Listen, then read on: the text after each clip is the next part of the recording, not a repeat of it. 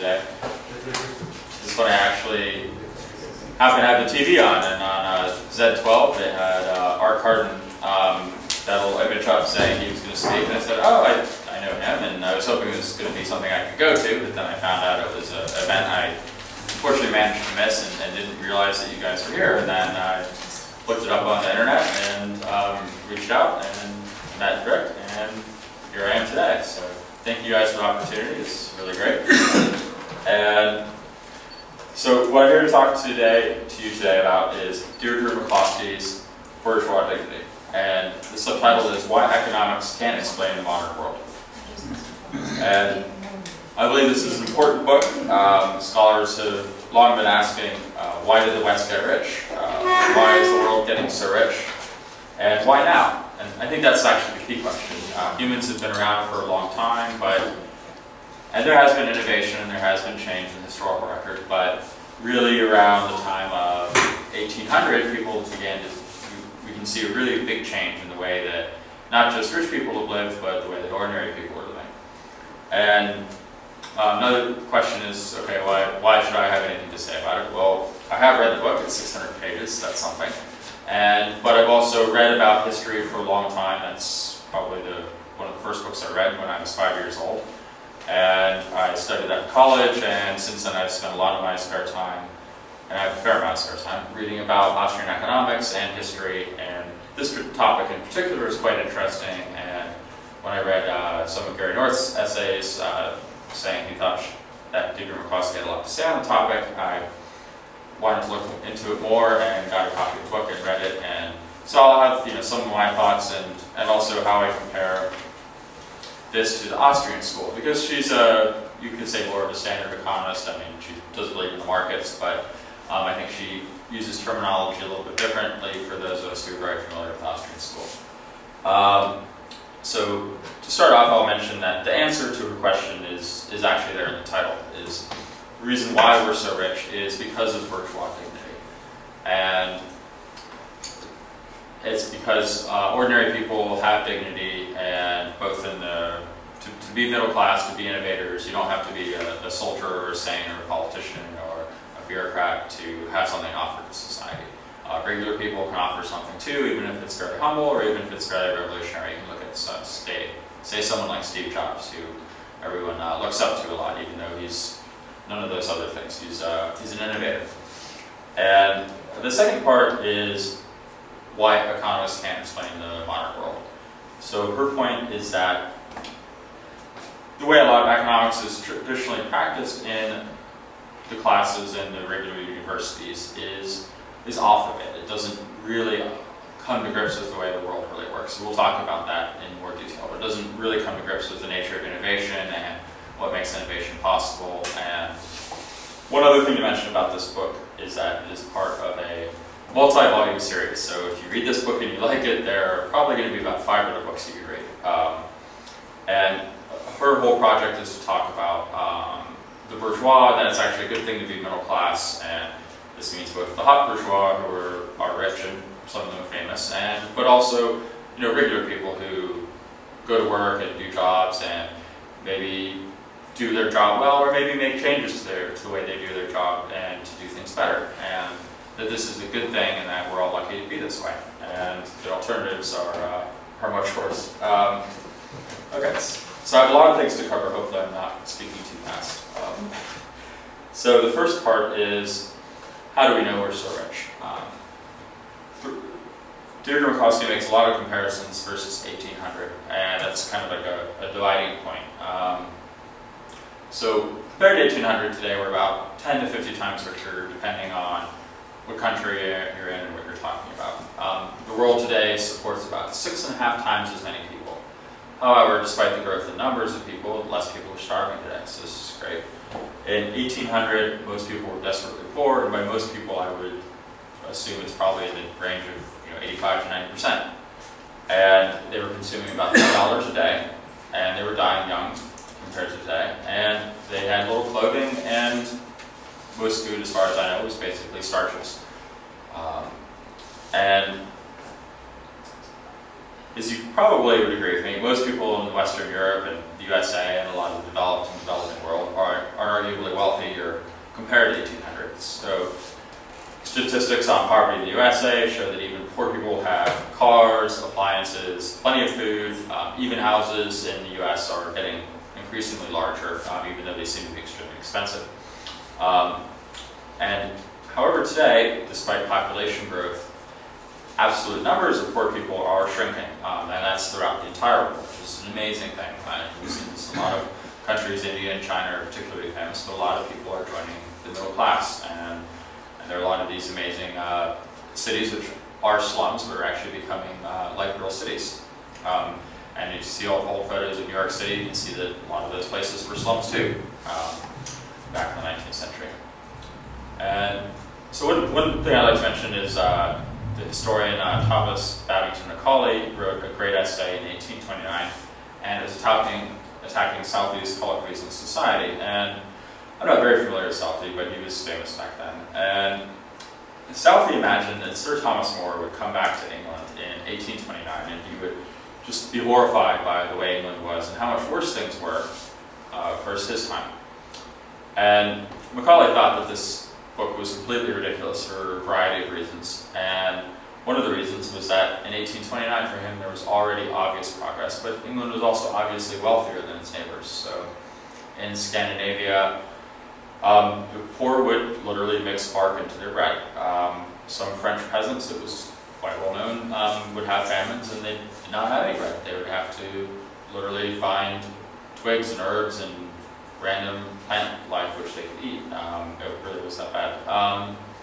And despite an earlier history of famine, the English of his day thought themselves oppressed when they couldn't buy wheat bread. And Macaulay, I think, comes up with a good quote about how poor people were. This is from the days of Queen Elizabeth, and I believe it was written by someone in the church in that time.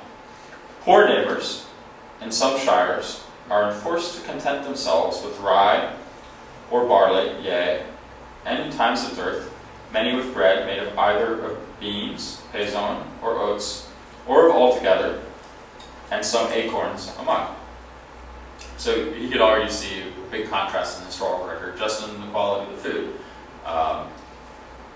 People could have wheat bread in his time and consider that normal fare, whereas in Queen Elizabeth's time, that was, you couldn't expect that. And he goes on for some length in the essay, which is well worth reading, in his history of England, about the improvement in roads, medicine, houses, population density, towns, agricultural lands, etc. So the bottom line is that there's been about steady 2% growth. This is maybe closer to 3%. And this is not necessarily very noticeable year to year. That can be imperceptible. However, in about 50 years, that's about 270% growth. And it's 5,200% growth over 200 years. So, and certainly being here in the Bahamas, I've heard some stories about how people lived on the Family Islands who were born about 60 years ago. And they've definitely seen a huge change in their lifestyle and what's available to them.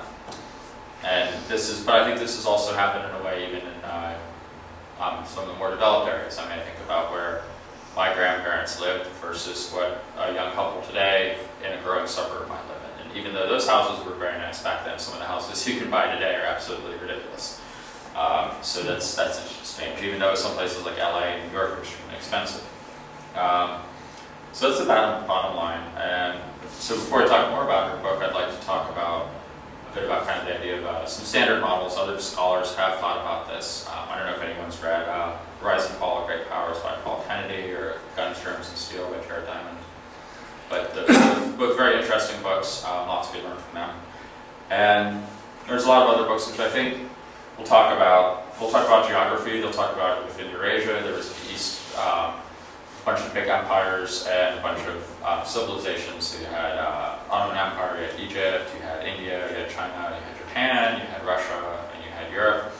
And as Jared Diamond points out, they're all kind of in the same latitude, so if you learn different agricultural techniques or different animals, those would diffuse. And there's also a lot of trade routes, a lot of technology would diffuse. So that made those areas probably relatively more powerful than, say, the Americas, Australia, and sub-Saharan Africa, because they were kind of disconnected from everything. And so that kind of helps explain why those areas were so developed. And a lot of people have pointed out that after the fall of Rome in in Western Europe, you have multiple power centers, despite the attempts of many different rulers.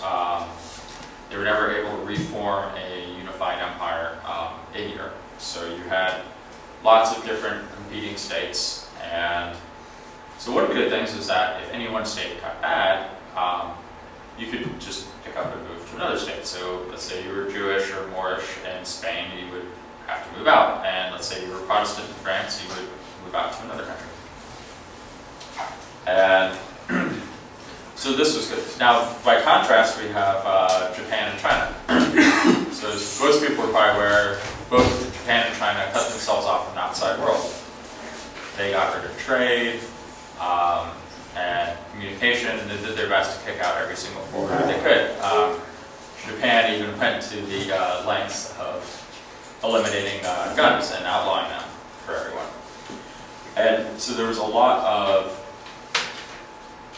relative stagnation. And so while Europe was not necessarily the most powerful place or the richest place or most prosperous or technologically advanced, in 1500, they rapidly caught up and began to exceed the world, and certainly after 1800, they definitely exceeded. However, in the 20th century, we've seen that a lot of the rest of the world has begun catching up with Europe and in some cases exceeding it. So these are the standard models. However, in my opinion, they always at the end necessitate some sort of cultural or legal or social explanation. So sure, you have all these different countries, but why was it that any given country, like especially the Netherlands and England were the most famous examples, why were those countries able to have a different system and industrialize and become much wealthier?